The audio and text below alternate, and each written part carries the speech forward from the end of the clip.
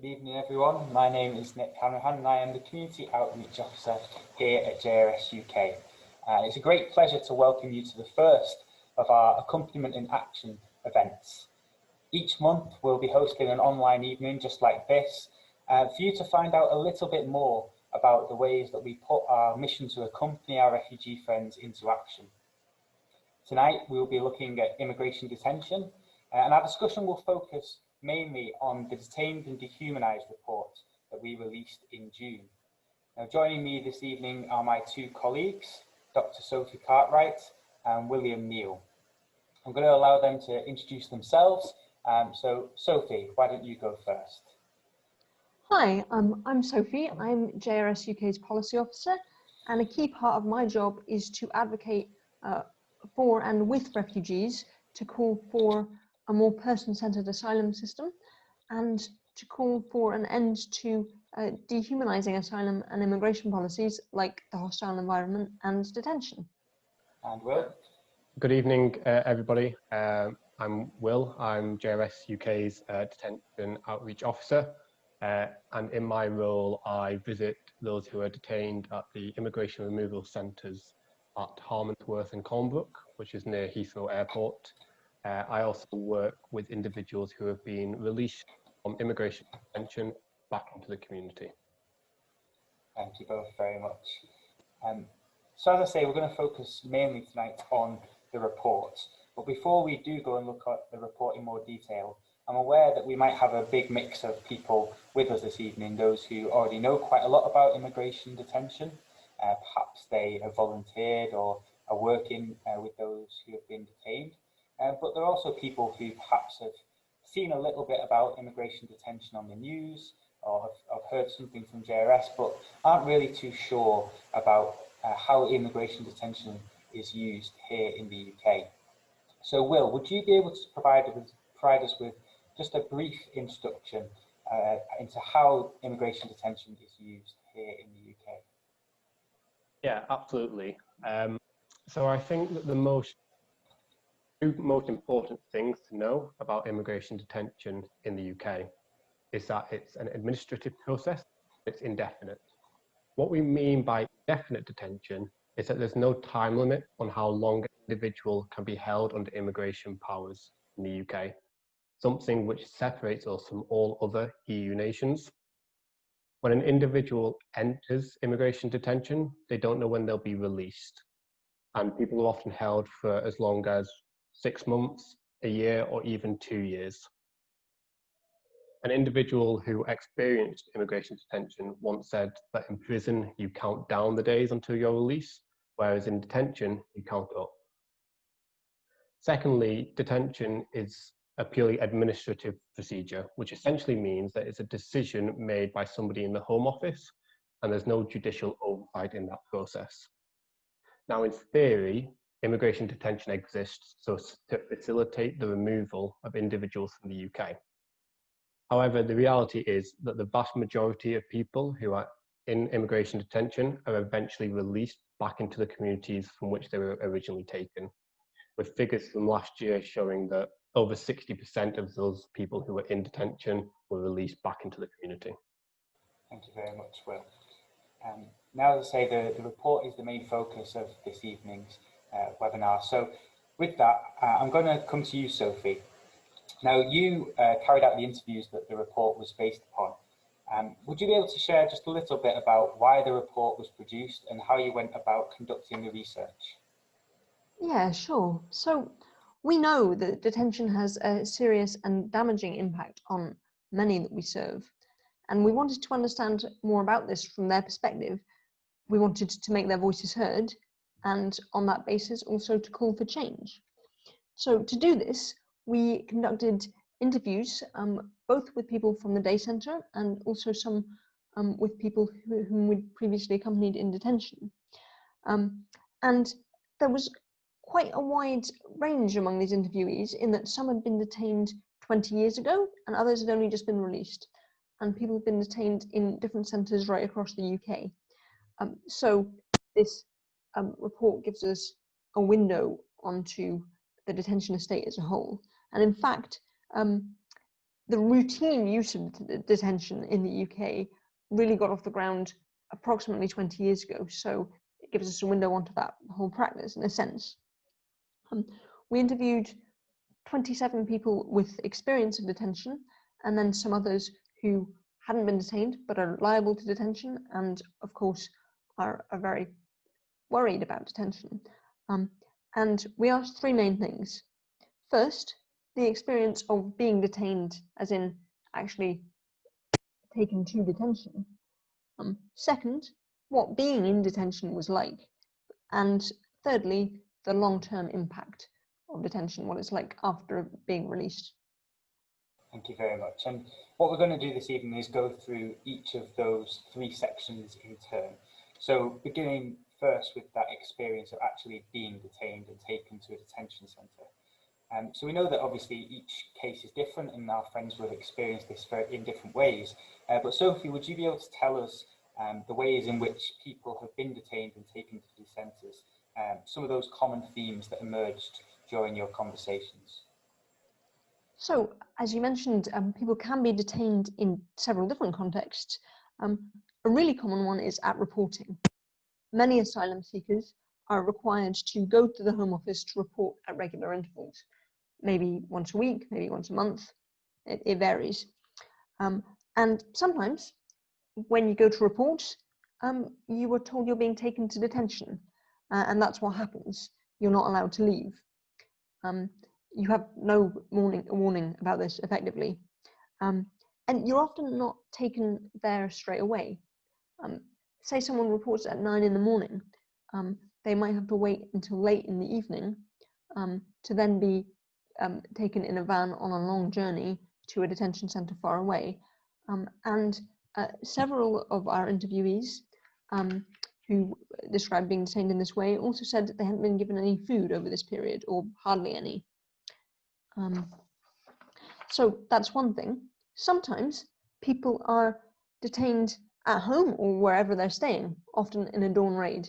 And this can be a really shocking experience, people banging on your door at 5 in the morning. Or thirdly, people can be detained in the street, just going about their day. So we asked people about these experiences, what happened, how they felt about it, and common themes did emerge. The first, unsurprisingly, feeling trapped. You go to report, you can't get out. Several people were interviewed at reporting centres, and this was going to have an impact on what happened to them next. Now, there's no opportunity at this point to get legal advice during your interview, and people repeatedly told us they felt tricked by the interviewer. Another theme was force, kind of forcible arrest when being detained. So people really commonly remembered being handcuffed, and some described violence on the part of immigration officers as well. The whole thing felt violent for some people. There's also a total lack of information. Often people weren't told where they were being taken or what would happen when they would get there. And many people had no idea of the legal basis on which they'd been detained. This felt really arbitrary. And another thing that emerged that's connected, I think, to all of this was the sense of being torn from life and community. So you may have gone to report with plans for later in the day. Those obviously don't happen. And then you find yourself instead detained and taken to somewhere miles from the city you live in, away from anyone you know. And those we spoke to explained how detention involved a sudden rupture from their lives, from their relationships with people in it, with friends and family. Someone, for example, said, the detention centre is far away. Your relatives and friends and others can't go there, and so you feel vulnerable. And someone else said, well, out of the blue, you're arrested and you're taken to detention. You have this blank. You had everything at your disposal, and everything is taken off you. Thank you very much, Sophie. Now we've heard there quite a stressful or traumatic account of what it must be like to be forcibly taken out of your normal daily life and taken to a detention centre. Will, in your experience of accompanying those who have recently been detained, what sort of support do people need within those first few days, having just been detained and taken to a centre? Yeah, so as Sophie has shared from our report, the actual process of being taken to a detention centre is highly traumatising and exhausting. People are plucked without warning from their lives and then dropped into this completely unknown and highly controlled environment. When we speak with people who have only been in detention for a short period of time, they often question, firstly, where they are and how it can be possible for them to be held in this way. We often hear such things as, how can I be in prison when I've done nothing wrong? It's an incredibly stressful situation. So in my experience, our first rule is to try and provide some form of emotional support for people. We listen to them and we give them that space to actually voice their stresses and their concerns. Then we want to ensure that people are aware of the rights and the services available to them and to help them access those things. This could be helping people to access legal advice, booking appointments with healthcare in the centre, or whatever the issues that are brought to us, we will then try and move forward with those things and just help the person where they are in that moment. Thanks very much, Will. Now, obviously, we've talked about people arriving in the detention centre, but life in detention can be very difficult as well. And the main bulk of the report, of course, is focused on what daily life is like in a detention centre. Now, Sophie, I'm aware I'm asking you to do something very difficult and take what is a large report and distill it into a few smaller points.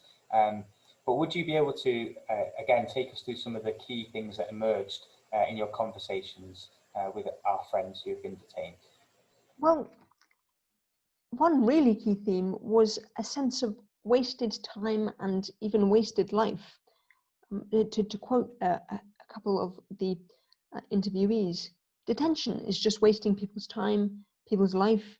It's just waiting. Or someone else said, every day is the same. You're just killing time.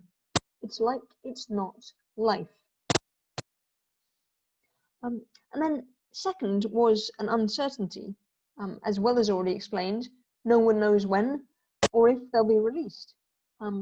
It's hard to get information about what's going on, and people are really afraid of being removed, very often to somewhere where they might be in mortal danger, and at short notice. And then all of this is hugely damaging to both physical and mental health. It's really deeply, deeply traumatic. And one specific thing we found is that detention is so damaging that it would be fair to say it fosters a culture of death. To put this in context, between the year 2000 and 2019, an estimated 54 people died either in detention or very shortly after release. And very sadly, suicidal thoughts are common. In fact, 3 of our interviewees, despite us not actually asking directly about this, said that they had thought about or attempted suicide when detained. Another common theme was torture. And we, of course, were interviewing people who had sought asylum, and many of them had been tortured. And repeatedly, torture survivors told me that detention was like being tortured all over again. It was a fresh psychological torture. And unsurprisingly, people found this experience really dehumanizing. Many said that they felt as though they were treated as less than human. Further to that, many actually described coming to feel less than human, or feeling less than they had been before. They'd lost a bit of themselves. They couldn't engage with the world in the same way. They didn't think about themselves or others or how they interacted in community in the same way anymore. Thank you very much, Sophie. You've done a very good job there of succinctly explaining lots of the different things that came up. Now, I do really encourage each of you, if you haven't yet had the chance to take a look at the report, it's a wonderful piece of work. I know you might think I'm biased as a JRS member of staff, but it really is a great credit to our staff who took part in it, but most of all to our friends who offered themselves to be interviewed for this report. And they really did share a lot of very moving stories of their time in detention. So I do encourage you to go and take a look at the report if you haven't had the chance yet, and to really spend some time reading and reflecting on what our friends have had to say in their own words about their experiences of detention. And their stories and accounts that deserve to be told and heard. And so we do hope you have the chance to go and take a look. We will send a link out after this webinar to each of you so you can easily access the report. We've also done some work with those who've been detained but who have been victims of human trafficking. Now, that isn't mentioned too much in the report, but it's been mentioned in quite a lot of depth elsewhere. So we'll also make those briefings and reports available to you as well. And you can find it on our website as well, in the advocacy section of our website. Now, Sophie's explained some of the traumatic effects that people feel, that idea of being dehumanised in detention. Now, of course, these feelings and these effects don't just disappear as soon as somebody's released from detention. Will, in your role as detention outreach officer, you've been doing a lot of work with our friends who have been recently released from detention and supporting them as they, I guess, adapt to normal life again on the outside of the centre. Could you perhaps tell us in some of the ways that people continue to be affected by their period of detention once they have left the centre? Yeah, so as Nick said, part of my role is working with individuals who have been released from immigration removal centres, either at the two centres where JRS works or other centres around the UK. And it was really important for us to start doing that work because of these long-term effects that people live with after their detention. This evening already, the experience of immigration detention is very traumatic, and therefore it stays with people long after their release.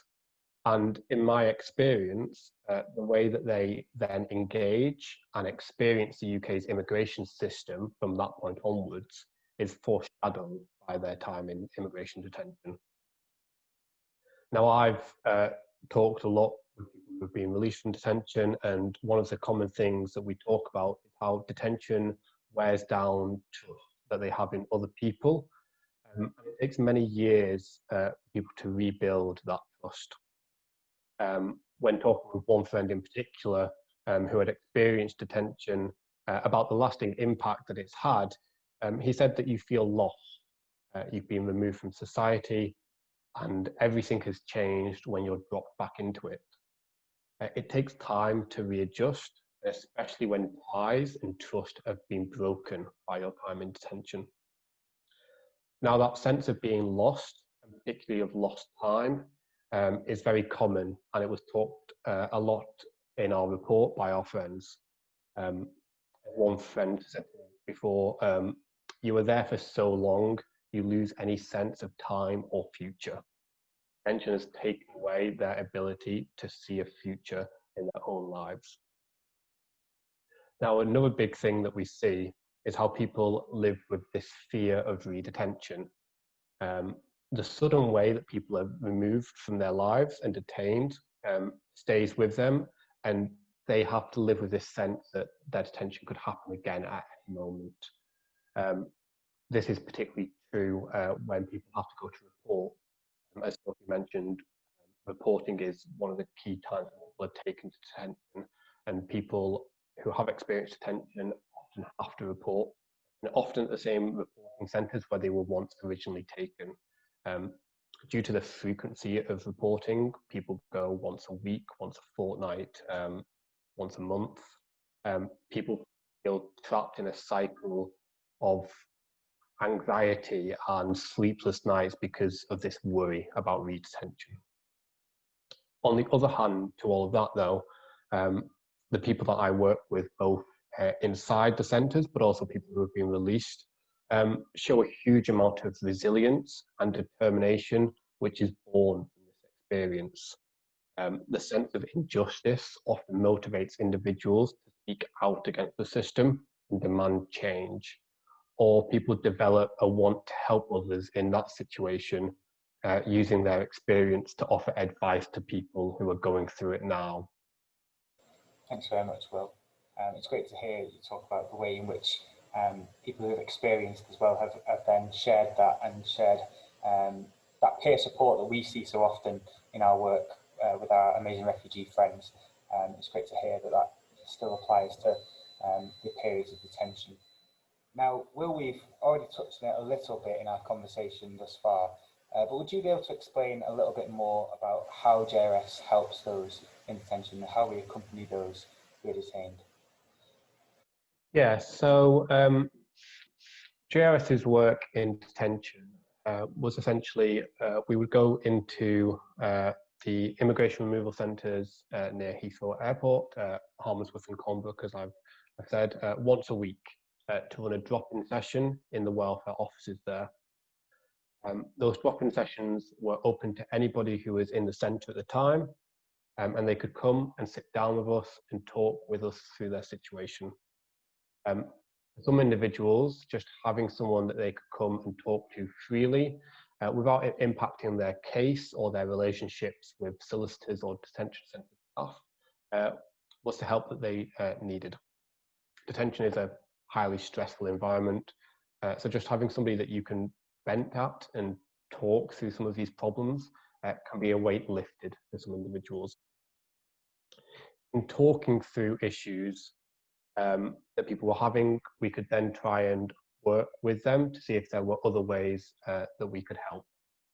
For instance, the provision of legal advice is not always great, depending on who an individual is represented by, and frustrations can build if that person isn't able to get in touch with their solicitor to find out what's going on with your case.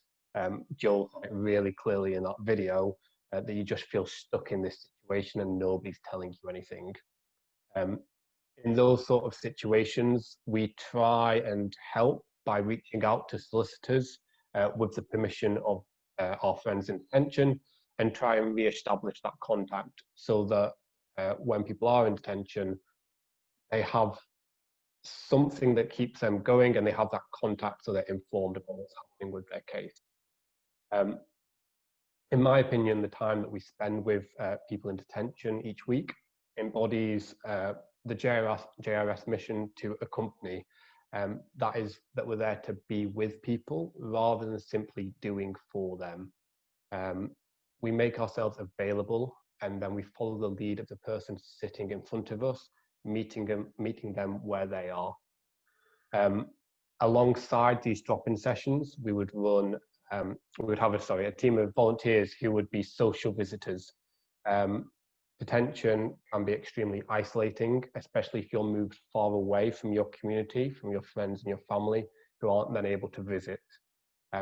Having somebody who can take the time to spend an hour, half an hour chatting with you each week can sometimes be a big help. So we pair people in detention with our volunteer visitors, and they go to see them and they offer ongoing emotional support. Now, this is what we were providing before COVID, and obviously COVID was a huge thing which has changed a lot of things, both in our everyday world, but in the world of the immigration detention estate. Now, when lockdown was becoming imminent, we took the decision to cease that face-to-face work temporarily. It was too great a risk that we were putting ourselves in danger, and also we were putting unneeded risk on those in immigration detention, passing on unknowingly something that could have devastating effects in a sort of detention environment. We don't want to leave anybody alone, so what we did is we transferred all of our services over the phone. We were still available to be called by anybody in Harmondsworth and Colnbrook, and we would try to provide the emotional, pastoral and practical support that we would have been providing face-to-face, just over the phone. In replacement of volunteer visiting, we paired volunteers with individuals over the phone, and they would continue that emotional support. As a result of the pandemic, we saw a lot of people released from immigration detention, and we thought it was important to continue that support for people who were released, especially at a point where they were readjusting to life in the grand scheme of COVID. So we've continued to support a lot more people post-detention. Currently, we are just starting to resume some of our face-to-face work. It'll be in a slightly different capacity, and it's going to be quite a long journey until we get back up to where we once were. But what I would say is it's been really important to have that face-to-face contact with people, and we're just ensuring that we're doing it in a very as safe a way as possible. That's great, thank you. And if anybody watching this evening is inspired to do something to help those who are detained, be it with JRS, or perhaps if they're not within easy access of London and they're from different parts of the country, how might they be able to get involved in supporting those who are in detention? Yeah, first of all, I would just like to say congratulations if we've not bored the legs off you. But if you're still interested in JRS and the work we do, I would just say reach out to us. The detention work especially is heavily supported by a large team of volunteers, and we're always looking for volunteers. Like I say, we're just starting our face-to-face work, so it's a bit different at the moment, but we're always keen to get new people involved. One of the big things that we find is that for people who have language abilities, that's a really key thing. People in detention often find it difficult to communicate with centre staff or solicitors if English isn't their first language. So if we're able to provide somebody who can speak their native language, then that's a huge comfort for people in detention, especially if there's anybody here tonight who speaks languages such as Arabic or Urdu or Hindi. These are sort of common languages that we come across in detention, and they would really help strengthen our team. And it's not just us at JRS that you can volunteer for. I will make a pitch for all the other detention visiting groups, which are across the UK. There are centres in Bedford, Lincoln, in Scotland, all who have visitors groups. So I would say find who is local to you and reach out to them. COVID has made charities have to think creatively about how we involve volunteers. So reach out, see what's available. Even if you're not able to physically visit at the moment, then it might be that you can help with other things.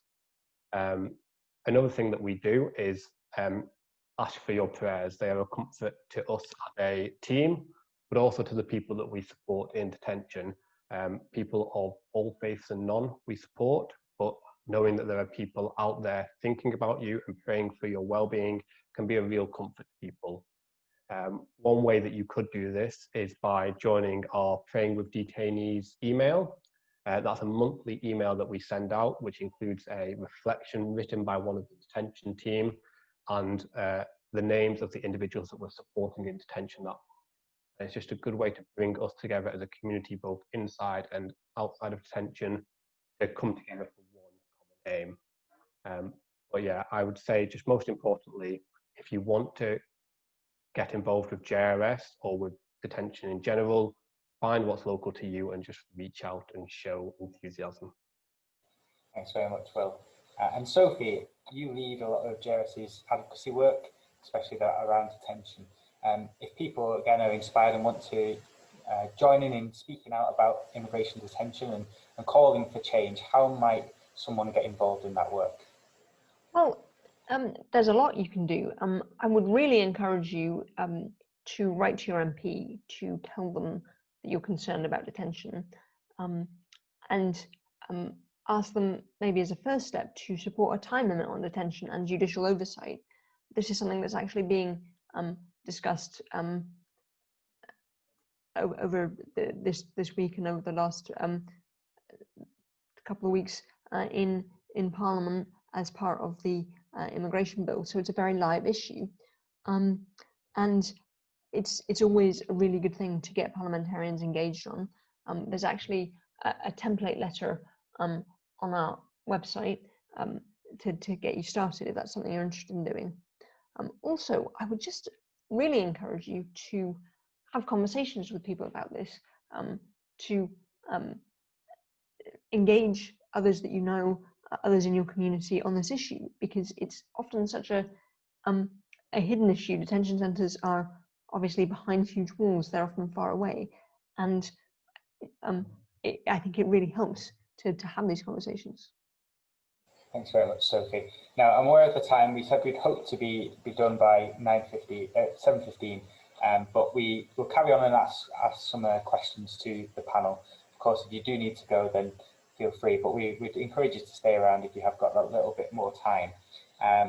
As I said, you should have a question and answer box at the bottom of your screen. If you're interested in asking a question, please do type it in there, and I'm going to try and go through some of those questions and ask our panelists, and I'll encourage some of you perhaps to speak over the microphone as well and invite you to do that. So the first question we've had was that obviously we've talked about the report and the three main sections of the report, but someone watching us asked, were there any recommendations that were published with the report? Sophie, perhaps you could answer that. Yes, there were three. So our first and main recommendation is to end the use of detention for the purpose of immigration control, that is under immigration powers, because we think that it is, in the end, incompatible with a just and humane asylum and immigration system.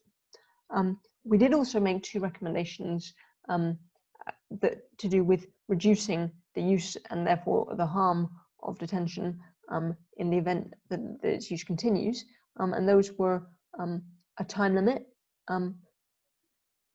a short time limit, and we suggested, as many others have, of 28 days or less, and judicial oversight. So Will explained how detention in the UK is currently a purely administrative procedure and an indefinite. It is indefinite, and we have advocated for this to change. Thank you very much, Sophie.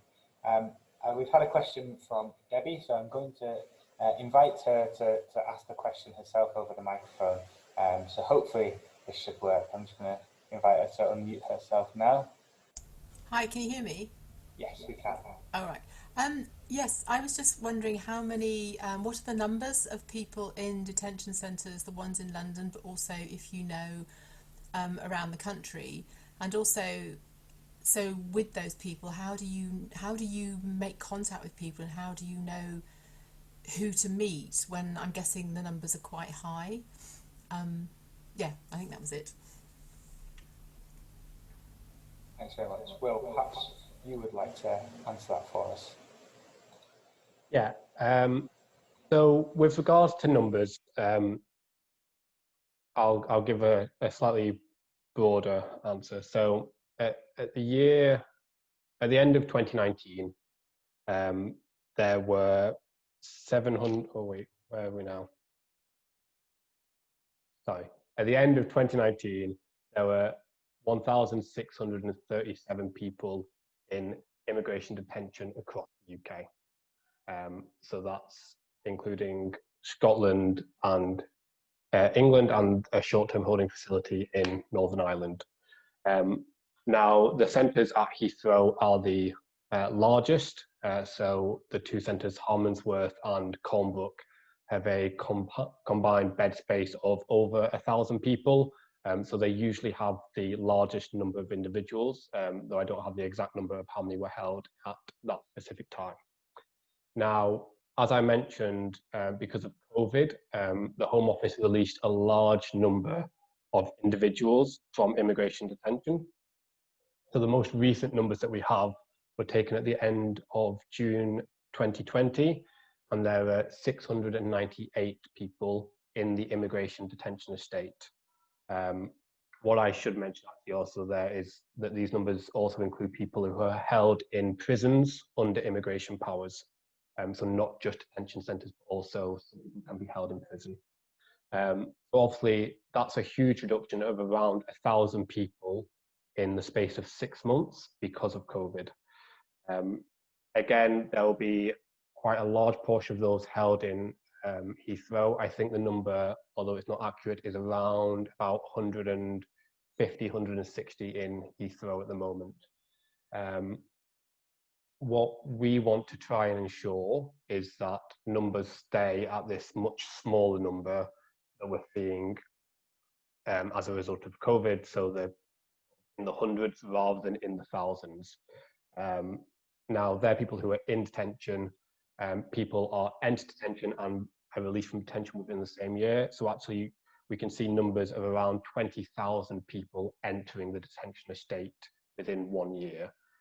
Again, the numbers from the end of 2019 were 24,000 people had entered the immigration detention estate that year. So these are tens of thousands of people. Like, these are big numbers that we're talking about who are coming into the detention centres every year. Now, your question with regards to how do we make contact with people. Now, when we ran a drop-in session, we would advertise the fact that we were in there. We would make sure that our information was disseminated within the centres, and then we would be available to anybody who would want to come and see us. The benefit of a drop-in session within the welfare office meant that also we might see people who weren't there necessarily to see us originally, but were there for another reason, such as sending an email to a solicitor or copying some paperwork, and they would come and sit with us. Things have changed a little bit because of COVID, and therefore we have to see people on a much more appointment basis. So it's much more structured. And a way that we have tried to reach out to everybody in the centre is that as a volunteer team, we wrote a number of messages of solidarity to those people who were still detained in Harmondsworth and Colnbrook during the lockdown. And within that, we included all of our contact details so that people could reach out to us if they wanted to reach out. Yeah, hopefully that answers at least a bit of your question, Debbie. Thanks very much, Will. I'm just going to look for another question here. So Dennis has asked, obviously detention, he says detention is terrible enough. How can a person be redetained, and how long can they be detained for a second time or a third time? Sophie, would you be able to answer that for us? That there is no limit on how long they can be detained for a second or third time, either any more than the first. There is no time limit on detention in the UK, and really the process of detention, it's an administrative procedure. So say, for example, the Home Office decides for various reasons to release someone, they can make a decision to redetain them again. One of the things that we would like to see failing an end to detention is to make it much harder to redetain someone once you've released them, unless there really is a material change of circumstances. Thank you, that's a good question. Thank you, Sophie. Now we had a question from James. I'm going to invite him to allow him to speak and ask the question himself. He's asked a little bit about coronavirus. I think we've talked a little bit about what JRS has done since coronavirus, but I think if James would like to ask his question. Hi, thanks for this input. It's been absolutely amazing. I just wanted to know a little bit more about the experience of COVID in the detention centres itself. So it was great to hear that many people were released, but for those who weren't released, what was the experience? If you'd like to. Yeah, that's a great question, James, because that was a big concern for us going into the lockdown, and especially at the point where we had to withdraw our face-to-face work. Like I said, we maintained phone contact with people, and that gave us a bit of an insight into what it was like. So I will try and share some of those experiences. Obviously, I can't speak on behalf of anybody who was detained during that time, but from our experience, COVID heightened the sense of isolation the sense of loneliness and the sense of separation that people generally feel in detention at the best of times. Not long after we decided to cease our face-to-face visits, the Home Office took the measure to stop all external visitors entering immigration detention. Now, this was external NGOs, solicitors, and family and friends who would go for social visits. I'm not sure if anybody here can imagine what that must be like then, to have what might have been the only thing keeping you going in that time is suddenly you're not allowed to have it because of coronavirus. And that's what I mean when people started to feel incredibly isolated and alone. Now, I mentioned that large numbers of people were released as well, which from a advocacy point of view is a really good thing, and obviously we don't want large numbers of people being held in immigration detention.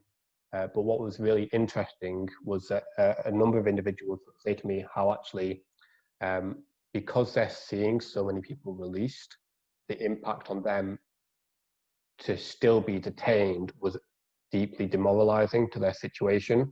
They couldn't understand why it was that so many people were being released when they had to remain. And I think having to deal with that in a situation where you also don't have any external support, you don't have anybody who's really trying to work with you through that very challenging time, I think it took a real hit to people's emotional and mental well-being during COVID. That's why it was really important for us to resume our face-to-face work when we could, and to try and build up from that moment there, because I can only imagine how difficult it would have been for people to be left in detention at a point where you just feel stuck. Another point to say is that removals were really reduced because of the fact that you couldn't do any international flights or anything like that. So at the best of times, again, detention feels a place where you're stuck, nothing's happening with your case. But at that moment in time, nothing really could happen because you couldn't be removed from the centre. And therefore, the reason why people were held there was unknown. So you're stuck in this situation as an individual in detention where you know that you can't be removed from the UK, yet you're still here, and you've seen so many other people be released, and yet you're still here, and you have to sit with that and you have to deal with that. And I think that was very difficult for people inside. Thanks very much, Will. Now, I think, just aware of the time, I think that we'll probably draw the evening to a close now. I'm sorry if we haven't been able to answer your question, but you will receive a follow-up email shortly after, and probably in the next couple of days, that will have a link to this evening's event. So if anyone that was wanted to take part but missed it, you can send them that link on YouTube. And there'll also be links to some of the things that we've talked about. Of course, the report, which was the main focus of the evening, but some of the other things that we've talked about as well. You'll also be able to sign up to the Praying with the Detainees email and our regular e-news, and be kept up to date with all that's going on at JRS UK. You can follow us on social media as well, and there'll be an email address to get in touch with either myself or to the main JRS email inbox if you do have any further questions that you would like to have answered. And we'll do our best to answer them in due course. But please do feel free to get in touch if you want to support us in some way, if you want to get involved in volunteering or working with JRS in some other way, please do get in touch. And now all I can say is thank you very much for taking part in this evening. It's been a real pleasure to have you with us. We've had a very good turnout tonight, so it's very encouraging for all of us. And we do encourage you to go and tell people about what's going on, what our friends in detention experience, because it is very often something that people do not know about. And we all need to raise our voices for those who are in detention and can't raise their voice for themselves at times. So thank you very much for joining us. Do take a look at the report, and we hope to hear from you soon and see you soon, perhaps on the next of our accompaniment and action events that will be coming up next month.